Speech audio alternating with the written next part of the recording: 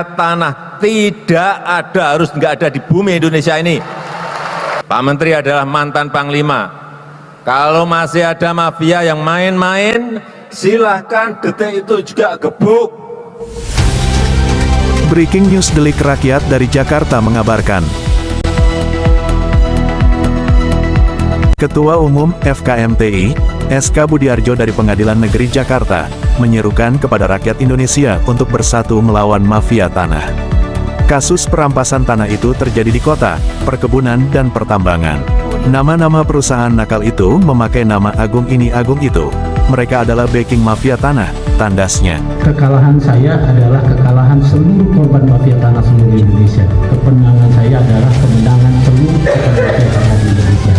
Karena tidak terdaftar yang didalilkan seolah-olah tidak palsu, jadilah saya tersangka. Kami berharap tadi terbuka semua di fakta persidangan ini. Basuki Cahayapurnama atau yang akrab disapa Ahok, membuat pernyataan mengejutkan terkait proses terpilihnya Joko Widodo menjadi Presiden Republik Indonesia.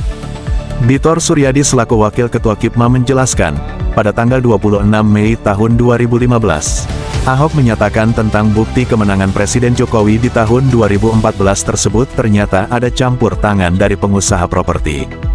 Dalam proses rapat antara Jakarta Propertindo, mengenai alat keruk lumpur Waduk Pluit bersama jajaran pemerintah Provinsi DKI Jakarta dan Ahok, terungkap bahwa Jokowi tidak akan menjadi presiden jika tanpa bantuan dari pihak pengembang.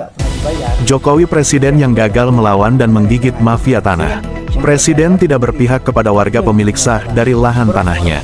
Semua gugatan warga di pengadilan selalu dikalahkan. Bahkan ada pemilik lahan yang dipenjara dan lahannya hilang. Hasil rapat kabinet terbatas pun tidak bermakna. Sudah terbentuk Satgas Anti Mafia Tanah di semua instansi penegakan hukum. Bahkan sudah 3 kali ganti Kapolri, 2 kali ganti Menteri dan Wakil Menteri ATR BPN. Sudah terbentuk juga Satgas Percepatan Penyelesaian Konflik Agraria di kantor staf Presiden. Toh mafia tanah semakin ganas, pungkas Bitor. Kondisi ini menjadi bukti betapa menderitanya korban mafia tanah jika berhadapan dengan pihak properti raksasa seperti Agung Sedayu, Agung Podomoro, Agung Sumarekon, Sinarmas, dan Lipo Group. Menko Polhukam Mahfud MD berjanji akan mencopot pensiunan jenderal yang menjadi komisaris di perusahaan-perusahaan yang terindikasi menjadi pembeli atau penggerak dari mafia tanah. KIPMA yang dipimpin Eros Jarot ini pada tanggal 19 Januari tahun 2023 lalu, sudah diterima oleh Menko Polhukam Mahfud MD dalam rapat koordinasi dengan berbagai instansi. Hal ini menjadi sorotan dari Wakil Ketua Umum KIPMA Bitor Suryadi yang menegaskan, Presiden harus prakarsai adu data antar pemilik lahan tanah dengan pihak pengembang. Banyak tanah warga yang dicaplok oleh pihak properti dan PT PN BUMN.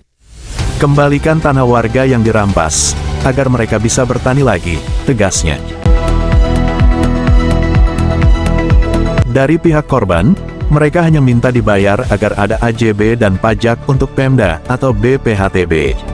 Negara sudah menentukan harga setiap lokasi tanah dengan NJOP, kenapa harus dirampas melalui mafia tanah? Kembalikan tanah rakyat yang dirampas. Sikat habis hingga ke backing-backingnya. Bitor Suryadi, Wakil Ketua KIPMA.